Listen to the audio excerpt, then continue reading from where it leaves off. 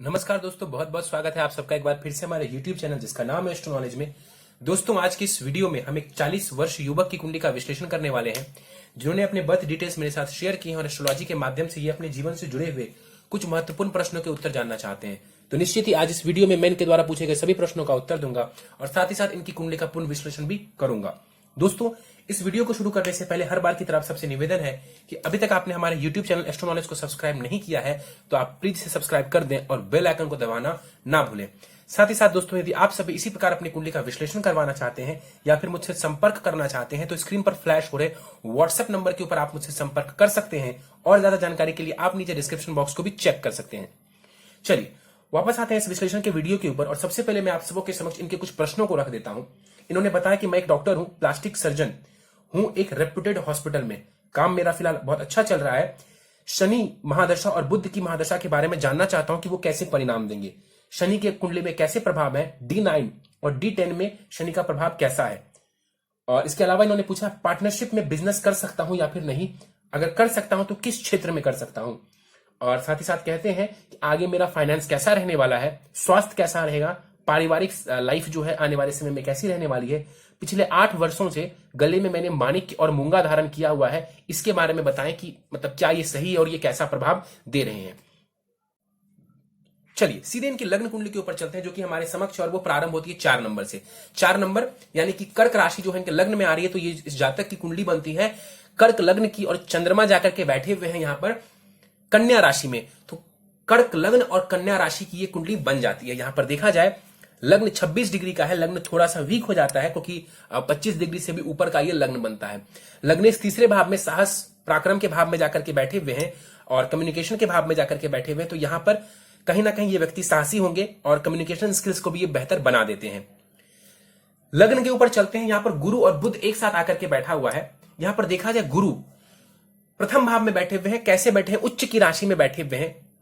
उच्च की राशि हो जाती है इनकी, हंस नामक महापुरुष योग बन रहा है, लेकिन पूरा लाभ इनको नहीं मिल पा रहा। पूरा लाभ नहीं मिल पा रहा है, क्यों? क्योंकि 29 डिग्री का गुरु है यहां पर कुंडली में और वो साथ ही साथ अस्त के भी हैं, यानी कि वो बाल अवस्था के हैं और अस्त के भी हैं। गुरु को जरूर पावर देना चाहिए। इनके भाग्येश हैं, भाग्येश जाकर के लग्न में बैठा हुआ है, हंस नामक महापुरुष योग बना रहा है, जबरदस्त पर्सनालिटी दे देता है व्यक्ति को, एक अच्छा हृदय वाला बनाता है, ज्ञानवान बनाता है, समाज का कल्याण करने वाला बनाता है और समाज में नेम फेम भी दिलवाता है, क्योंकि लग्न में ही यहां पर जो है गुरु का महापुरुष योग बन गया। लेकिन यहां पर अस्त के हैं 29 डिग्री के साथ है, जरूर से जरूर आपको जो है एक पुखराज धारण कर लेना चाहिए। यहां पर देखा जाए गुरु जो है वो षष्ठेश भी बनते हैं, तो ध्यान से पुखराज धारण करें। यदि पेट संबंधित कोई शिकायत है, पेट संबंधित कोई शिकायत है, तब पुखराज ना धारण करें, अन्यथा आपको पुखराज जरूर धारण करना चाहिए। इससे आपको बहुत लाभ देखने को मिलेगा। गुरु यहां पर अस्त के हैं, दृष्टि नहीं होगी, इसीलिए मैं कह रहा हूं कि पुखराज धारण करेंगे, बहुत लाभ मिलेगा। खास करके आपको भाग्य का विशेष रूप से लाभ देखने को मिलेगा। यहां पर बुध देखा जाए 23 डिग्री के साथ बुध लग्न में बैठा हुआ है। बुध के पास बलाबल देखें तो यहां पर करीब 50% का बलाबल होगा। कुमार अवस्था का ये बुध बैठा हुआ है। इस कुंडली में बुध देखें तो साहस पराक्रम और कम्युनिकेशन भाव के स्वामी ग्रह बनते हैं और कहीं ना कहीं यहां पर जो है छोटे भाई बहन भाव के भी स्वामी ग्रह बुध बनते हैं। विदेश भाव का स्वामी ग्रह बुध बनता है, लग्न में आकर के बैठा हुआ है। क्या परिणाम दे जाएंगे? यहां पर सबसे पहले एक बात ध्यान देने योग्य है, चंद्रमा बुध की राशि में है, बुध चंद्रमा की राशि में, प्रथम भाव और तीसरे भाव के बीच में जो है राशि का परिवर्तन हो रहा। ये राशि परिवर्तन शुभ तभी है जब आप मेहनत करेंगे। मेहनत करेंगे, ये राशि परिवर्तन आपको बहुत लाभ दे जाएगा। मेहनत करके, कम्युनिकेशन के क्षेत्र से जुड़ करके, तीसरे भाव से हैंड की स्किल्स को भी देखते हैं। चूंकि आपने बताया है प्लास्टिक सर्जन है आप, इसलिए मैं आपको यह बात विशेष रूप से बता रहा हूं। हैंड की स्किल्स को भी हम देखते हैं तीसरे भाव से, आर्टिस्टिक स्किल्स को भी तीसरे भाव से देखते हैं। इस भाव और प्रथम भाव, शरीर भाव के बीच में यहां पर राशि परिवर्तन इस क्षेत्र में भी आपको सफलता दिला रहा है और आपको लाभ करवा रहा है। बुध प्रथम भाव में बैठे हुए हैं, तात्कालिक मैत्री हो चुकी है इनकी चंद्रमा के साथ। अदरवाइज ये अति शत्रु मानते हैं चंद्रमा को, लेकिन तात्कालिक मैत्री में है, अच्छा रिजल्ट दे जाएंगे, आपको इंटेलिजेंट बनाएंगे। कहीं ना कहीं गुरु और बुध की युति यहां पर जो प्रथम भाव में हुई है, ये आपको कहीं ना कहीं ज्ञान के क्षेत्र में, और आप डॉक्टर हैं, सर्जन हैं, निश्चित रूप से आपने बहुत सारी पढ़ाई करके ही यहां तक आप पहुंचे होंगे। यहां पर बुध आपको बैठ करके जो है, हाँ एक बात आपको बता दूं, स्किन रिलेटेड डिजीजेस देता है बुध, उसका ध्यान रखेंगे आप। विदेश की यात्राएं यहां पर बैठा हुआ बुध करवा सकता है और धन का व्यय भी आप कर सकते हैं, तो इसका आपको ध्यान रखना चाहिए। बुध की दृष्टि जाएगी कुंडली के 7वें स्थान के ऊपर, मित्रवत दृष्टि होगी, कम्युनिकेशन भाव का स्वामी ग्रह है, बुध तो कहीं ना कहीं आपके मैरिटल लाइफ में आपकी पत्नी के साथ आपकी कम्युनिकेशन को ये बेहतर बनाएंगे, क्योंकि यहां पर मित्रवत दृष्टि है, तो ये भी अच्छी स्थिति है। द्वितीय भाव के ऊपर चलते हैं। सूर्य, राहु, शुक्र और शनि एक साथ विराजमान है। कई सारे योग और कई सारे दोष आपके द्वितीय भाव में यहां पर बन रहे हैं। सूर्य द्वितीयेश है, धनेश है, धनेश भी है और वाणी भाव के भी स्वामी ग्रह बनते हैं। धनेश धन भाव में बैठा हुआ है सूर्य, क्या बन गया? धन योग, एक प्रकार का धन योग बन गया, क्योंकि धनेश धन भाव में ही मौजूद है। तो धन संचित करने के लिए ये योग बढ़िया है। वाणी को तेजस्वी बनाने के लिए ये योग बढ़िया है। प्रभावशाली वाणी बनाना चाहते हैं, बहुत जबरदस्त युति है। सूर्य राहु एक साथ बैठे हुए हैं, सबको पता होगा सूर्य राहु साथ में बैठ जाए तो ग्रहण दोष का निर्माण होता है। सूर्य और शनि भी साथ में बैठे हुए, कहीं ना कहीं सूर्य और शनि साथ में बैठ जाए, पिता के साथ संबंध ये गड़बड़ कर देता है, आत्मविश्वास में कई बार कमी ला देता है। और सूर्य और राहु भी साथ में बैठ जाए तो पिता को कष्ट देखने को मिलता है और पिता के साथ कई बार संबंध भी खराब हो जाते हैं। हालांकि सबसे अच्छी और एक बचाव वाली स्थिति जो है वो ये है कि सूर्य यहां पर जो है वो अपने घर में विराजमान है। सूर्य अपने घर में विराजमान है तो अपने घर का बुरा ये सूर्य नहीं होने देगा। सूर्य के पास बल अच्छा है, लेकिन फिर भी यहां पर ग्रहण दोष बन रहा है सूर्य का, और कहीं ना कहीं पितृ दोष भी यहां पर आपके द्वितीय भाव में बना हुआ है। देखिए यहां पर शुक्र भी बैठे हुए हैं, शुक्र अस्त के हैं। यहां पर एक बात आपको और बता दूं, शुक्र देखें वो आपकी कुंडली में लाभेश है, लाभेश जाकर के धन भाव में बैठा हुआ है, ये भी महाधनी योग है। सूर्य धन योग बना रहे हैं, शुक्र महाधनी योग बना रहा है, एक और महाधनी योग बन रहा है। क्यों? क्योंकि धनेश और लाभेश एक साथ युति बना करके धन भाव में ही विराजमान है। तीन तीन प्रकार के धन योग आपके द्वितीय भाव में बन रहे हैं। ये धन योग कई सोर्सेज से पैसा कमाने के लिए बहुत बढ़िया है, जीवन में अमीर बनने के लिए ये योग जबरदस्त है। लोगों की कुंडली में एक धन योग नहीं होता, इस कुंडली में तीन तीन धनी योग है, तीन तीन धन योग है, तो निश्चित रूप से ये आपको धन संपत्ति के मामले में कहीं से कोई परेशानी नहीं देंगे। हाँ, यहां पर शनि और राहु का श्रापित दोष भी बन रहा है, तो कुछ पॉजिटिविटी है, मैंने आपको बताया था, तो कुछ नेगेटिविटी भी है। चलिए एक एक करके देखते हैं। 9 डिग्री का सूर्य है, 50% का बलाबल है यहां पर सूर्य के पास, धन का लाभ दे जाएंगे, वाणी को बेहतर कर देंगे, लेकिन कहीं ना कहीं राहु सूर्य के साथ में बैठा हुआ है तो कई बार जो है आपको परिवार के साथ संबंध ये खराब कर सकता है, कहीं ना कहीं यहां पर जो है दिक्कत परेशानी दे सकता है, पिता के स्वास्थ्य में कमी ला सकता है। सूर्य स्वग रही है, फिर से कह देता हूं, सूर्य स्वग रही है, ग्रहण दोष बन भी रहा है तो उसका भी प्रभाव कम मिलेगा देखने को, क्योंकि सूर्य यहां पर अपने घर में विराजमान है। अपने घर में जब कोई ग्रह विराजमान होता है तो वो बहुत पावरफुल माना जाता है। तो ग्रहण दोष का जैसा इफेक्ट मान लीजिए दूसरे भावों में बनता है, जहां पर सूर्य उतने कारक नहीं होते, जहां पर सूर्य अच्छी राशि में नहीं होते, तो वहां पर ये ग्रहण दोष आपको बहुत परेशान करता। लेकिन यहां पर अपने भाव में सूर्य है तो इसके बहुत कम इफेक्ट हो जाएंगे, इसके इफेक्ट बहुत कम हो जाएंगे। और बहुत सारे एस्ट्रोलॉजिस्ट आपको ये भी कहेंगे कि सूर्य अपने भाव में बैठा हुआ है तो ग्रहण दोष का इफेक्ट बिल्कुल भी आपको देखने को नहीं मिलेगा। मेरा मानना इफेक्ट देखने को मिलेगा लेकिन कम मिलेगा। सूर्य की दृष्टि पड़ेगी कुंडली के अष्टम भाव के ऊपर, सर्जरी के क्षेत्र में सफलता दिलवा देंगे। अष्टम भाव से सर्जरी को देखते हैं, तंत्र मंत्र को देखते हैं, एस्ट्रोलॉजी को देखते हैं, रिसर्च के क्षेत्र को देखते हैं। यहां पर सूर्य दृष्टि डाल करके आपको कहीं ना कहीं इन क्षेत्रों में सफलता दिलवा देंगे। शनि देखें, शनि के ऊपर चले, शनि इस कुंडली में मारक ग्रह बनते हैं, सप्तमेश हैं और अष्टमेश हैं, और जाकर के सप्तम भाव से जाकर के षडाष्टक दोष बना करके द्वितीय भाव में बैठे हुए। देखिए पत्नी के आने के बाद हो सकता है धन का लाभ हो जाए, पत्नी के आने के बाद, विवाह के बाद धन का थोड़ा लाभ हो जाए, लेकिन कहीं ना कहीं शनि और राहु की युति बन रही है। शनि अस्त के हैं, शनि सूर्य के साथ है, सूर्य की राशि में है और षडाष्टक दोष बना रहे हैं सप्तम भाव, विवाह भाव से। कहीं ना कहीं पत्नी के साथ संबंध को लेकर के आपको सजग रहना चाहिए, परेशानी देखने को मिल सकती है। खास करके शनि की दशा में परेशानी जरूर आ सकती है आपके वैवाहिक जीवन में, क्योंकि यहां पर शनि षडाष्टक दोष भी बना रहे हैं और थोड़ी सी परेशानी यहां पर नजर आ रही है। शनि और राहु का जो श्रापित दोष बना हुआ है ये कहीं ना कहीं स्वास्थ्य संबंधित आपको परेशानी दे सकता है अपनी दशा में, और धन को लेकर के भी, खास करके सेविंग्स को लेकर के आपको सचेत रहना चाहिए। ऐसा नहीं है कहीं से भी आपको धन की कमी हो जाएगी, लेकिन फिर भी शनि की दशा में, राहु की दशा में थोड़ा सा सजग आपको रहना चाहिए। एक बात और बता दूं, शनि अस्त का है, शनि अस्त के हो गए तो शनि के पास जो बल कम हो गया, ये कहीं ना कहीं आपके लिए पॉजिटिव है। पॉजिटिव क्यों है? क्योंकि शनि मारक ग्रह है। अब शनि राहु का भी जो शापित दोष बन रहा है, जो मैं आपको कह रहा हूं, उसमें भी कई गुना कमी आ जाएगी। क्यों कमी आ जाएगी? क्योंकि शनि का प्रभाव काफी कम हो रहा है, शनि के इफेक्ट्स कम हो रहे हैं, और इस कुंडली में शनि कहीं से भी कारक नहीं है। तो जैसे ग्रहण दोष में मैंने आपको बताया कि सूर्य अपने राशि में मौजूद है तो उसका प्रभाव आपको कम देखने को मिलेगा, इसी प्रकार यहां पर शनि जो अस्त का है तो शापित दोष का प्रभाव कम देखने को मिलेगा। लेकिन ये कहना कि शापित दोष बन ही नहीं रहा है, ये गलत बात है। शापित दोष बन रहा है आपके द्वितीय भाव में तो वो उसका आपको निवारण करवा लेना चाहिए। खास करके शनि और राहु की दशा चलती है तो जरूर करवा लेना चाहिए। यहां पर देखा जाए शनि 21 डिग्री का है और शनि की दशा में ये आपको धन तो देकर के जाएगा, कोई इसमें परेशानी नहीं है। वाणी को लेकर के सचेत रहें और कहीं ना कहीं आपको अपने स्वास्थ्य का ध्यान रखना है। अस्त के हैं, दृष्टि का बल नहीं होगा। एक बात मैं आपको यहीं पर बता दूं कि शनि आपके D9 चार्ट में उच्च की राशि में बैठा हुआ है। ये बहुत पॉजिटिव है। शनि आपके D9 चार्ट, जो D9 चार्ट मेरे सामने है, उसमें शनिदेव उच्च के बैठे हुए हैं। ये बहुत जबरदस्त स्थिति है। आप 40 इयर्स के हो चुके हैं तो आपका नवमांश चार्ट ऑलरेडी बहुत ज्यादा एक्टिवेट हो चुका है। तो शनि का वहां पर उच्च का होना, तुला राशि में होकर के बैठना बहुत अच्छा है, बहुत ही बढ़िया है। यहां पर जो शनि बहुत गड़बड़ नजर आ रहे हैं असल में सतह पर, क्योंकि नवमांश कुंडली में ग्रहों के विशेषकर हम उसके ओरिजिनल स्ट्रेंथ को देखते हैं, तो वहां पर जो शनि देवता उच्च की राशि में बैठे हुए हैं तो बेसिकली जो है शनि की महादशा भी आपके लिए बेहतर ही जाएगी, क्योंकि शनि D9 चार्ट में जहां से हम पावर को देखते हैं ग्रहों की, वहां पर वो अच्छी स्थिति में बैठा हुआ है। चलिए, फिर भी उपाय आपको करना है जो मैं बताऊंगा। यहां पर देखा जाए, शुक्र के ऊपर चलते हैं। शुक्र यहां पर अस्त के हैं, शुक्र भी 9 डिग्री का शुक्र है। तो यहां पर अवस्था तो मैं नहीं बताऊंगा, क्योंकि अवस्था क्या ही होगी, क्योंकि ये अस्त के हैं तो पावर इनके पास बहुत कम हो जाएगी। भले ही ये कुमार अवस्था के साथ कहूं कि 50% का बराबर हो, लेकिन अस्त के होने की वजह से पावर में काफी कमी आ जाएगी। सुखेश है आपके प्रॉपर्टी भाव के स्वामी ग्रह हैं, माता से सुख के भाव के स्वामी ग्रह हैं, और साथ ही साथ जो है आपके लाभेश है। लाभेश मैंने बताया द्वितीय भाव में, धन भाव में बैठा हुआ है, महाधनी योग बना रहा है। और यहां पर शुक्र आपको बहुत लाभ दे जाएगा धन का, लेकिन दृष्टि नहीं होगी इसके पास। और कहीं ना कहीं इन दोनों भावों में भी थोड़ी थोड़ी जो पॉजिटिव रिजल्ट्स हैं उसकी कमी देखने को मिलेगी। क्यों? क्योंकि शुक्र अस्त के हो गए हैं।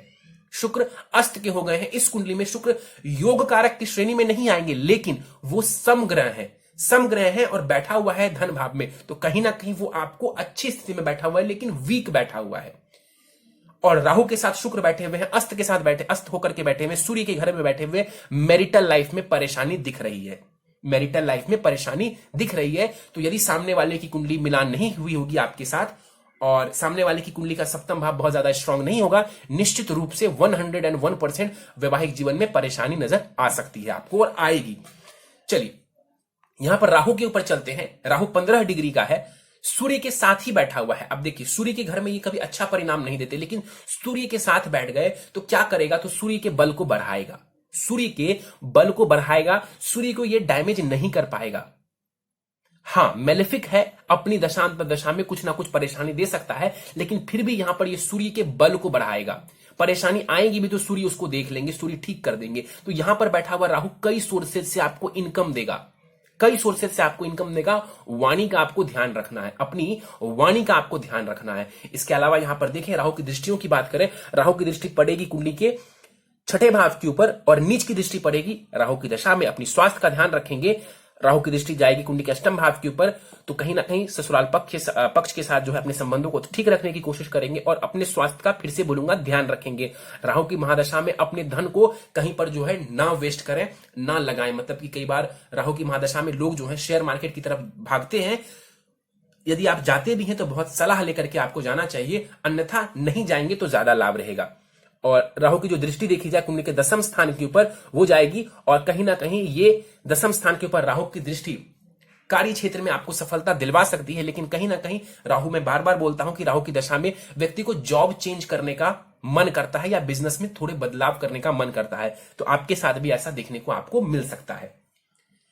और राहु की दृष्टि जो कुंडली के दसम स्थान के ऊपर पड़ रही है, कहीं ना कहीं आपके मन में फेम को लेकर के भी ये हो सकता है कि मैं समाज में जाना जाऊं। कहीं ना कहीं ये जो मन में एक इच्छा है, ये भी देखने को आपको मिल सकती है। तीसरे भाव के ऊपर चलते हैं। चंद्रमा यहां पर 26 डिग्री के साथ बाल अवस्था का बैठा हुआ है। यहां पर बैठा हुआ चंद्रमा आपको खूब मेहनती बनाते हैं, क्योंकि शरीर भाव का स्वामी ग्रह मेहनत, साहस पराक्रम के भाव में जाकर के बैठा हुआ। यहां पर बैठा हुआ चंद्रमा छोटी मोटी यात्राएं आपको देंगे और उससे लाभ भी करवाएंगे। मैंने आपको बताया था हैंड्स के लिए, हैंड स्किल के लिए, आर्टिस्टिक एबिलिटी के लिए यहां तीसरे भाव को देखते हैं। चंद्रमा का यहां पर बैठना इन चीजों में आपको लाभ करवाएगा। इससे जुड़े हुए क्षेत्रों में, जैसे कि सर्जरी में हैंड की स्किल्स को देखा जाता है, पेंटिंग के क्षेत्र में हैंड की स्किल्स को देखा जाता है, इन सारे क्षेत्रों में यहां पर बैठा हुआ चंद्रमा आपको लाभ करवा देंगे। चंद्रमा बाल अवस्था के हैं, लग्नेश है, आपको इसको पॉजिटिव बनाना चाहिए। चंद्रमा की दृष्टि जो पड़ेगी कुंडली के भाग्य स्थान के ऊपर, नवम स्थान के ऊपर जो दृष्टि पड़ेगी, लॉन्ग डिस्टेंस जर्नी देंगे, विदेश की यात्राएं करवाएंगे, भाग्य का आपको साथ दिलवाएंगे। तो चंद्रमा की दृष्टि बहुत बढ़िया है, चंद्रमा की स्थिति बहुत बढ़िया है। आप चाहें तो इसे थोड़ा और बल दे सकते हैं। चलिए आगे बढ़ते हैं, चलते हैं कुंडली के अष्टम भाव के ऊपर। केतु बैठा हुआ है आपके अष्टम भाव में। केतु यहां पर 15 डिग्री के साथ पूरे बलाबल के साथ बैठे हुए हैं और शनि की राशि में यहां पर ये बैठे हुए हैं। शनि द्वितीय भाव में बैठा हुआ है, धन भाव में बैठा हुआ है। केतु की दशा भी आपको कहीं ना कहीं से धन देने वाली होगी। केतु की दशा में बस आपको अपने स्वास्थ्य का ध्यान रखना है। केतु की दशा में आपके धन का व्यय हो सकता है और केतु की दशा में आपको विदेश की यात्राओं पर जाएंगे तो सजग रहेंगे, धन का अत्यधिक व्यय नहीं करेंगे। केतु आपको कहीं ना कहीं यहां पर बैठ करके अध्यात्म के क्षेत्र से जोड़ने का काम करेंगे। ऐसा बिल्कुल नहीं है कि आपको सन्यासी बना देंगे, लेकिन इतना जरूर है कहीं ना कहीं मन में ऐसे विचार आपको आ सकते हैं। इसके अलावा यहां पर बैठा हुआ केतु एस्ट्रोलॉजी में, तंत्र मंत्र में, अकल्ट में, रिसर्च के क्षेत्र में आपको लेकर के जा सकते हैं, मतलब उसमें रुचि दिलवा सकते हैं। केतु की दृष्टि द्वितीय भाव के ऊपर पड़ेगी। यहां पर केतु की दशा में वाणी का ध्यान रखना है और सेविंग्स का भी आपको ध्यान रखना है। केतु की दृष्टि जो पड़ेगी कुंडली के चतुर्थ भाव के ऊपर, तो केतु की दशा में घर में कलह की स्थिति देखने को मिल सकती है। सुख सुविधाओं में कोई कमी नहीं होगी, लेकिन हाँ, केतु की दशा में हो सकता है तो कहीं ना कहीं घर का जो माहौल है वो थोड़ा सा खराब रहे। आगे बढ़ते हैं, मंगल के ऊपर चलते हैं। मंगल 12वें भाव में बैठा हुआ है, 18 डिग्री का मंगल है, बल पूरा है इस मंगल के पास। कर्क लगने की कुंडली का सबसे योग कारक ग्रह है मंगल, जाकर के 12वें भाव में बैठ गया। ये बहुत अच्छी स्थिति नहीं है। यहां पर देखा जाए पंचमे शिक्षा संतान भाव का स्वामी ग्रह मंगल है, करियर भाव का स्वामी ग्रह मंगल है, 12वें भाव में जाकर के बैठा हुआ है। सबसे पहले मंगल के यहां बैठे होने की वजह से मैं आपको बता दूं कि आप मांगलिक हैं, तो निश्चित ही मुझे उम्मीद है कि आपने कुंडली मिलान जरूर किया होगा। यहां पर बैठा हुआ मंगल क्या लाभ या नुकसान दे जाएगा, देखिए शिक्षा संतान भाव का स्वामी ग्रह, शिक्षा संतान भाव का स्वामी ग्रह विदेश भाव में बैठा हुआ है। कहीं ना कहीं आप अपनी शिक्षा के लिए विदेश जा सकते हैं या फिर आपकी संतान भी विदेश जा सकती है। इसके अलावा यहां पर बैठा हुआ जो मंगल है अस्पताल से जोड़ने का कार्य कर सकता है। 12वें घर से हम अस्पताल को भी देखते हैं, 12वें घर से हम कोर्ट कचहरी को भी देखते हैं, यहां से हम बीमारी और मुकदमा को देखते हैं और यहां से हम अस्पताल और कोर्ट कचहरी को देखते हैं। इनसे ये मंगल आपको जोड़ सकता है। मंगल विशेषकर जो है सर्जरी को दर्शाता है, मंगल फायर को दर्शाता है, मंगल टेक्नोलॉजी को दर्शाता है। इन क्षेत्रों में आपको सफलता ये दे देगा। यहां पर देखा जाए दशमेश कर्म भाव का स्वामी ग्रह विदेश भाव में जाकर के अस्पताल भाव में बैठा हुआ, तो विदेश जाकर के काम करना या अस्पताल जाकर के कार्य करना, यहां पर मंगल दोनों में ही आपको सफलता दिलवा देगा। हाँ, इतना जरूर है संतान भाव से यदि आप काउंट करेंगे तो मंगल का यहां पर षडाष्टक दोष बन रहा है, जो कि एक छोटा सा वीक पॉइंट बनता है।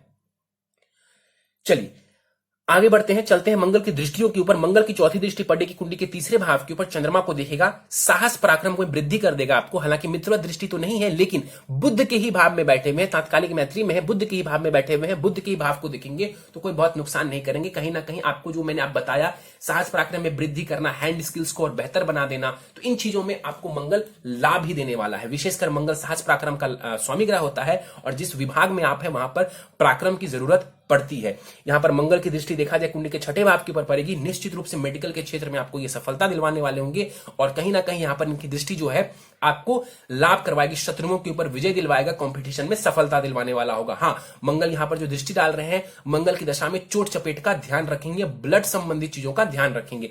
मंगल की दृष्टि जो कुंडली के सप्तम स्थान के ऊपर पड़ी, उच्च की दृष्टि है, लेकिन यही वो दृष्टि है जो कि आपको मांगलिक बना रही है, तो कहीं ना कहीं विवाह में ये छोटी मोटी परेशानी ला सकता है। लेकिन उच्च की दृष्टि है तो मंगल बहुत कुछ खराब कर देंगे, ऐसा नहीं है। हाँ, इतना जरूर है कि कुंडली मिलान जरूर आपने किया होगा तो उसी अनुसार परेशानी कम या ज्यादा आपको देखने को मिलेगी। मंगल की उच्च की दृष्टि सप्तम भाव के ऊपर जो पड़ रही है, यह दृष्टि भी आपको समाज में नेम फेम दिलवा सकता है।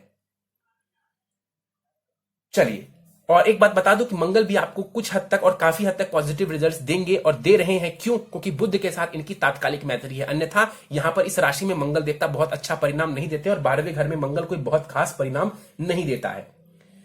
चलिए, और सीधे आपके प्रश्नों को लेते हैं, उससे पहले दशाओं के ऊपर चलते हैं। गुरु की महादशा आपको खत्म हो चुकी है अप्रैल 2019 में और अभी आपको शनि की महादशा प्रारंभ हुई है। 1 अप्रैल 2038 तक शनि की महादशा रहेगी।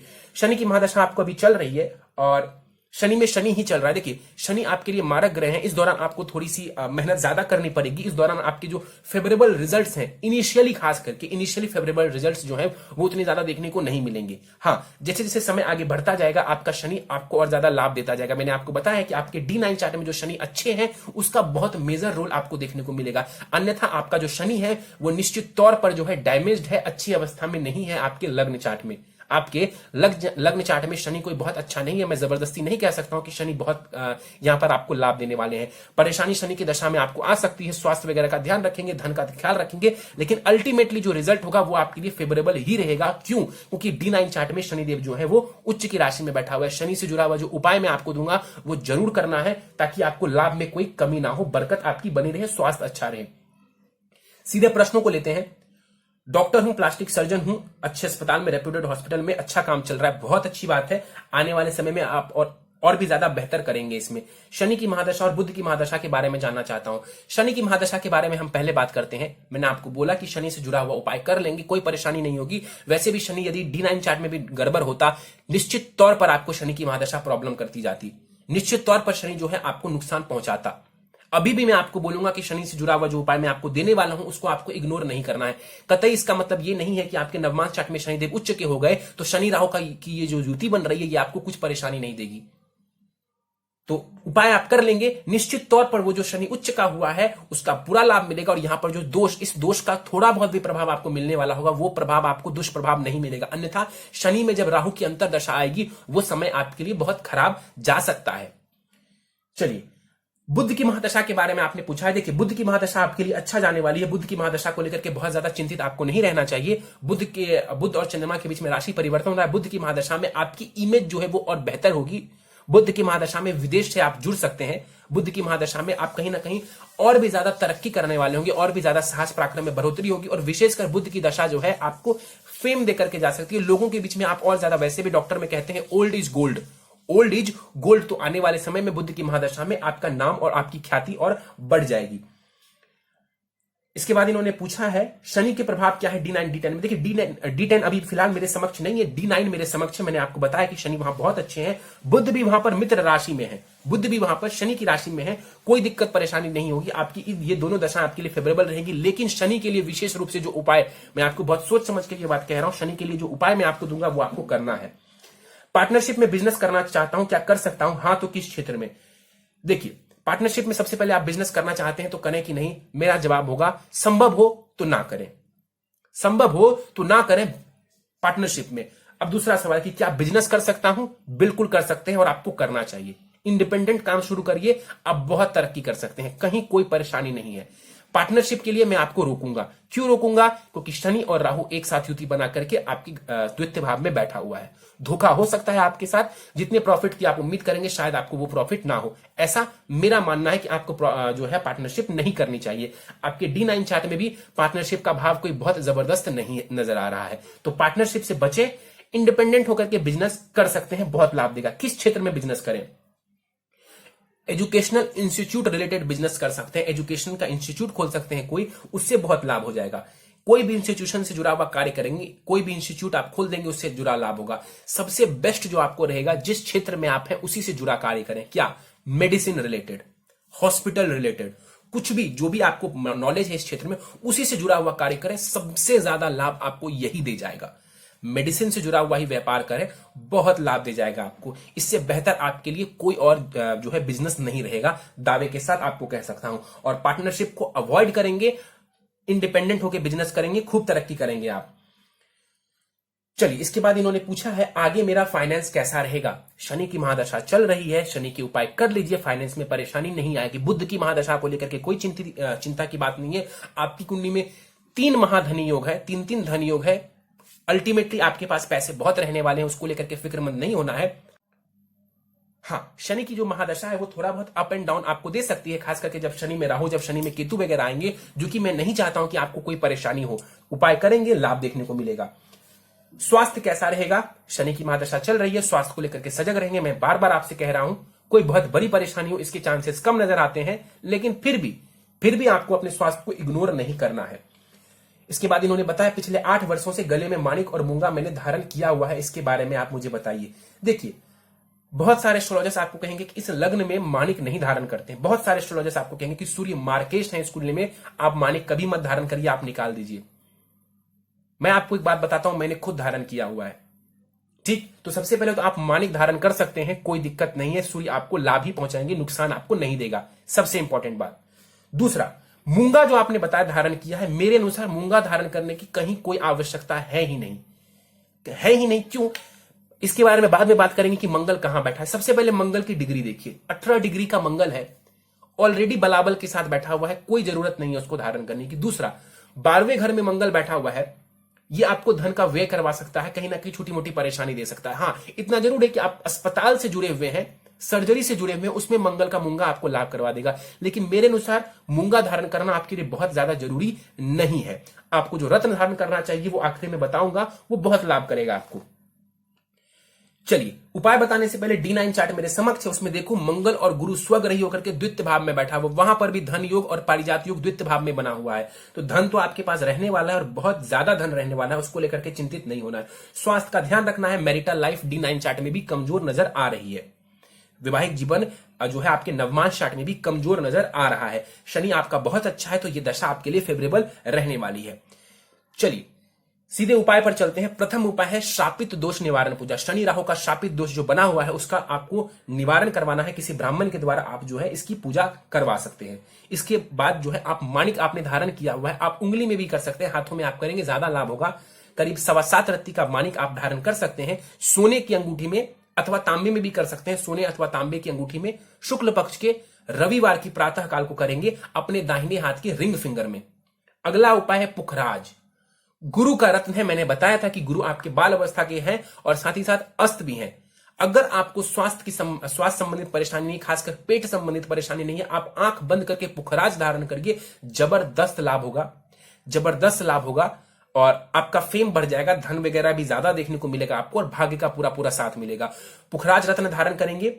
निश्चित रूप से अपने डाइट के ऊपर ध्यान रखेंगे। हो सकता है तो पुखराज आपको थोड़ा बहुत मोटापा दे दे, थोड़ा बहुत मोटापा दे दे, लेकिन कोई विशेष परेशानी ये खड़ी नहीं करेंगे। अभी तक कोई परेशानी नहीं है तो वो परेशानी आपको नहीं देगा। लेकिन जो पंच महापुरुष योग बना हुआ है चार्ट में, भाग्य का रत्न है, पुखराज आपको धारण करना चाहिए, जरूर करना चाहिए। 7.25 रत्ती का पुखराज आप धारण कर सकते हैं। 7.25 रत्ती का पुखराज दाहिने हाथ की प्रथम उंगली में सोने की अंगूठी में शुक्ल पक्ष के गुरुवार की प्रातः काल को जबरदस्त लाभ दे जाएगा। अगला उपाय है आपके लिए नित्य हनुमान चालीसा एवं बजरंग बाण का आपको पाठ करना है। नित्य ओम शन शनिश्चराय नमः, ओम शन शनिश्चराय नमः, इस मंत्र का जाप करेंगे 3 माला कम से कम 1 वर्ष तक। उसके बाद आप 1 माला प्रतिदिन जाप करेंगे पूरे शनि की महादशा तक। इसके अलावा आपको नित्य भगवान सूर्य को अर्घ देना चाहिए, इससे आपको लाभ मिलेगा। और आखिरी उपाय है आपके लिए गले में आपको एक 2 मुखी और एक 3 मुखी रुद्राक्ष धारण करना चाहिए। लाल धागे में शुक्ल पक्ष की सोमवार को धारण करिए, इससे बहुत लाभ देखने को आपको मिल जाएगा। और हाँ, आपको एक बात और बता दूं, आपका जो चंद्रमा है वो डैमेज्ड हो रहा है आपके D9 चार्ट में, तो हो सकता है कि मन जो है आपका शांत नहीं रहता होगा। D9 चार्ट में राहु और चंद्रमा एक साथ युति बना करके बैठे हुए हैं और पत्नी के भाव में बैठा हुआ है। कहीं ना कहीं विवाह संबंधित परेशानी यहां नजर आ रही है। तो इसके लिए मैंने रुद्राक्ष आपको बताया है। इसके साथ साथ आप भगवान शिव की पूजा आराधना या कम से कम एक दिन सोमवार के सोमवार शिवलिंग पर जलाभिषेक, रुद्राभिषेक या जल दूध से भी आप अभिषेक कर देते हैं, आपको लाभ देखने को मिलेगा। चलिए, तो दोस्तों ये था इस 40 वर्ष युवक की कुंडली का विश्लेषण। मुझे उम्मीद है कि आपको हमारा यह कुंडली विश्लेषण का वीडियो पसंद आया होगा। यदि वीडियो पसंद आया तो आप इसे लाइक करें, शेयर करें। अभी तक आपने हमारा YouTube channel astro knowledge subscribe नहीं किया है तो आप प्लीज इसे सब्सक्राइब कर दें और बेल आइकन को दबाना ना भूलें। साथ ही साथ दोस्तों, यदि आप सभी इसी प्रकार अपनी कुंडली का विश्लेषण करवाना चाहते हैं या फिर मुझसे संपर्क करना चाहते हैं तो स्क्रीन पर फ्लैश हो रहे व्हाट्सएप नंबर के ऊपर आप मुझसे संपर्क कर सकते हैं। और ज्यादा जानकारी के लिए आप नीचे डिस्क्रिप्शन बॉक्स को भी चेक कर सकते हैं। दोस्तों, इस वीडियो में फिलहाल इतना ही। आप सबका बहुत बहुत धन्यवाद।